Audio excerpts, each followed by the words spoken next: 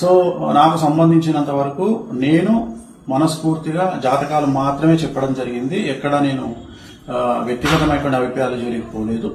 So Telugu Desam శ్రేణికి, అలాగే తెలుగుదేశం పార్టీకి, అలాగే చంద్రబాబు నాయుడు గారికి శుభాకాంక్షలు తెలియజేస్తా ఉన్నా. నన్ను ఇప్పుడు కూడా నాతో పాటు ఉండేటువంటి ప్రతి ఒక్కరికి నేను ఖచ్చితంగా నా పట్ల ఉన్నందుకు సంతోషాన్ని వ్యక్తం చేస్తా ఉన్నా. సో దీంతో పాటు ఇంకొక విషయాన్ని చెప్పాలనుకుంటా ఉన్నా. ఈ ప్రిడిక్షన్ తప్పవడం వల్ల, ఏది జగన్మోహన్ రెడ్డి గెలుస్తారు అని చెప్పినటువంటి ప్రిడిక్షన్ తప్పవడం వల్ల నేను ఒక నిర్ణయాన్ని తీసుకున్నాను. ఈ రోజు నుండి రాజకీయ పరమైనటువంటి విశ్లేషణలు, ప్రిడిక్షన్స్ కానీ, అలాగే సినిమా పరిశ్రమకు చెందినటువంటి వ్యక్తిగతమైనటువంటి పర్సన్స్ కు సంబంధించిన ప్రిడిక్షన్స్ కానీ ఇక మీదట ఎలాంటి సోషల్ మీడియాలో చెప్పడం మానేస్తా ఉన్నాను. సో నేను ఇక్కడ ఫెయిల్ అయినందువల్ల, అంటే జగన్మోహన్ రెడ్డి జాతకాన్ని విశ్లేషించడంలో నేను ఫెయిల్ అయినందువల్ల చంద్రబాబు నాయుడు గారి జాతకాన్ని